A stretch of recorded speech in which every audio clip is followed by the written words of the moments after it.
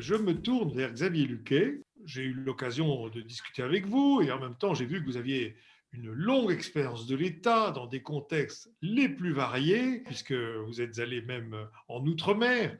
Et en même temps, quand j'ai parlé avec vous, j'ai eu le sentiment que vous n'étiez pas dans la vision d'un État central et omnipotent. Bien sûr, je caricature un petit peu. Je vous laisse la parole et surtout, j'aimerais que vous nous parliez de ce que vous faites, comment vous voyez ce territoire de l'Eure-et-Loir et comment vous vous êtes employé on va dire, à dynamiser, à vitaliser ce territoire par votre action. Je voudrais revenir sur les territoires, la transition écologique et solidaire, le mot solidaire étant important. De ces 20 dernières années d'administration, je me suis rendu compte qu'il y a eu une vraie évolution, un changement de paradigme dans l'action publique. On est passé d'une priorisation vraiment donnée aux métropoles, aux concentrations urbaines, et qu'il y a depuis, je ne pourrais pas vous dire une date, parce que vous savez, c'est des mouvements longs mais subreptices, mais j'ai parfaitement senti une accélération ces quelques dernières années, une préoccupation sur cette autre France, la France rurale, la France des villages, la France des petites villes, la France des départements de moins de 500 000 habitants. La petite appréhension que j'ai, c'est est-ce que cette préoccupation n'est pas née du sentiment que c'était presque trop tard pour s'en occuper? Est-ce que la situation de déprise de ces territoires n'était pas un des principaux leviers pour cette prise de conscience et cette action publique? Ce que je peux témoigner, c'est qu'il y a vraiment, depuis quelques années, un vrai accent qui est mis sur ces territoires et sur la transition écologique dans ces territoires. Il y a rarement eu autant d'interventions, autant d'argent mobilisé par l'État à l'attention de ces territoires et sous le prisme de la transition écologique.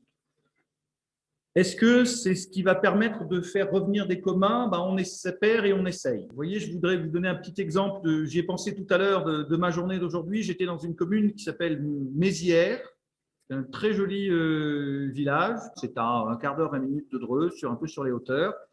Et là, on a pris quelques photos avec le maire parce qu'on l'a aidé à acheter des véhicules électriques pour son service technique. Il a 2 employés qui font les bordures, qui font du ramassage, des cantonniers, on appelait ça quand j'étais gamin.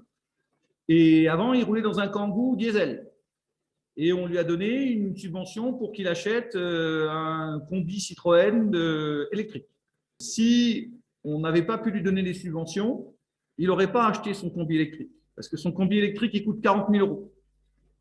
À la fin, avec toutes les subventions, il lui a coûté 16 000 euros. Et comme vous disiez tout à l'heure, le marché, effectivement, ne permet pas ce genre de choses. Parce que le marché, c'est le profit et la rentabilité. Or, la transition écologique, elle est par construction pas rentable au moment où on l'a fait. Elle l'est parce que si on ne fait pas de transition écologique, nous n'aurons plus de ressources et que les rendements iront décroissant. Mais en attendant, entre un processus de production très consommateur d'énergie et un processus plus économe en énergie, c'est celui qui est consommateur en énergie qui est le plus rentable. Donc voilà un peu les lignes de force. Maintenant, peut-être je voudrais vous parler de ce qu'on essaye de faire aussi pour les territoires. Je visite beaucoup de communes. Sur les 109 de l'arrondissement, en 1 an et demi, j'ai dû en visiter environ 80 ou un peu plus. Et je suis frappé à chaque fois où j'arrive à côté de la mairie ou de l'église et on me dit voilà, là c'est avant où il y avait le café qui a fermé dans les années 70 et 80. Il n'y a plus d'activité à part des maisons, 2-3 agriculteurs quand ça va bien et des gens qui rentrent chez eux et qui ferment leur volet. Et il n'y a plus de lieu de convivialité. Alors, on aimerait bien pouvoir recréer des lieux de convivialité, des lieux de commun, pour employer votre terme, mais de façon assez pragmatique, on ne va pas réussir à avoir des investissements suffisants pour ça. Donc, on essaye de les créer dans ce qu'on appelle aujourd'hui des petites villes. Enfin, des petites villes, les plus petites, elles font 900 habitants. Donc, c'est vraiment des toutes petites villes ou des gros villages. Et donc là, justement, on essaye de recréer des lieux de vie collective pour l'ensemble du territoire adjacent. C'est-à-dire d'aider à la réimplantation d'un commerce, pas selon le marché, puisque selon le marché, un commerce n'est pas rentable dans une commune de 1500 ou 2000 habitants. Il faut que ce soit la collectivité qui finance l'investissement du local.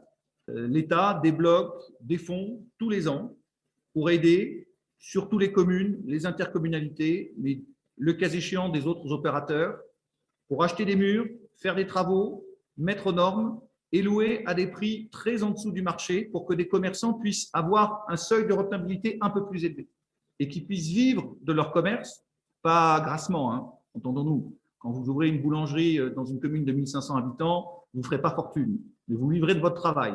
Mais on peut vivre de son travail dans ce genre de conditions que si ce n'est pas le marché qui a déterminé une partie de vos coûts. Parce que si vos coûts ils sont uniquement déterminés par le marché, ça ne fonctionne pas. Vous n'arrivez pas à vivre. Et donc là, on essaye le plus possible à la fois de trouver des projets intelligents et de trouver des financements. Donc ça, depuis cette année, on en a. On va en avoir en 2020, en 2021, en 2022. Après, je ne sais pas. Donc, on a des vraies fenêtres de tir. Ce que j'espère, et mon expérience de ces 20 dernières années, c'est que la crise que nous avons subie sert d'accélérateur. On ne changera pas les paradigmes, mais ce que je vous décris, comme je vous le disais, ça fait quelques années déjà que c'est en gestation. Lente, mais quand même, c'est un mouvement de fond. Là, la crise est un accélérateur parce que, comme vous le disiez, la transition écologique, c'est essentiel. Et consommer moins d'espace, faire moins de béton, moins de bitume, que les gens puissent faire des choses près de chez eux et ne prennent pas systématiquement leur voiture pour faire 30 km pour aller acheter une baguette. Et ça a un double intérêt. Ça a un intérêt parce qu'on décarbone un peu l'économie, on limite un peu les émissions, les gaz à effet de serre, et aussi on recrée du lien, on recrée des lieux où les gens se retrouvent et se revoient. Parce que jamais on se dit bonjour dans les rayons d'un supermarché. Dans un village, on peut peut-être se dire bonjour quand on fait la queue à la boulangerie. Donc voilà, c'est un peu tout ça le quotidien d'un sous-préfet d'un arrondissement de 130 000 habitants avec 109 communes et où, à part la commune de Dreux et la commune de Vernouillet, ce sont pour l'essentiel des villages entre quelques centaines et quelques milliers d'habitants. C'est ça un peu ce qu'essaye de faire l'État dans les territoires. Enfin, en tout cas, cette partie de l'État pour laquelle je travaille. L'État ne peut absolument pas tout. Il n'est pas omnipotent. Je ne sais pas s'il l'a jamais été, mais il l'est moins que jamais en ce début du XXIe siècle. En revanche, c'est les deux P. C'est aider à éviter les problèmes et aider à monter les projets. Les problèmes, c'est tout simplement parce qu'en France, on a une maladie, c'est les normes. Il y a dans à peu près tous les codes existants un article qui va empêcher de faire à peu près n'importe quoi. Et donc, il faut des fonctionnaires pour pondre ces normes et puis il en faut d'autres sur le terrain pour éviter que leur application asphyxie toute activité humaine, économique, sociale et toute initiative.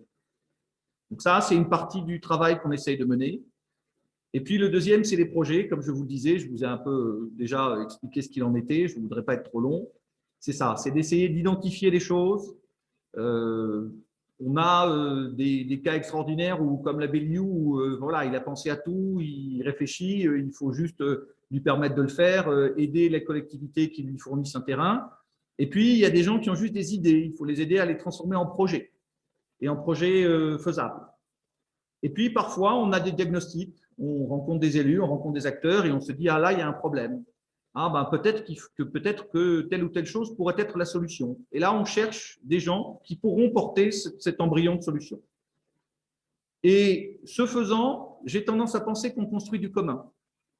Parce que chaque fois qu'on monte un projet, on se réunit, on mobilise des volontés, on crée du lien, on crée des synergies, on crée des enthousiasmes. Et au-delà même de la réalisation du projet, c'est le lien qui se crée entre les gens pour le réaliser. Et déjà, rien que ça crée un lien et ça crée peut-être ce que vous appelez du commun.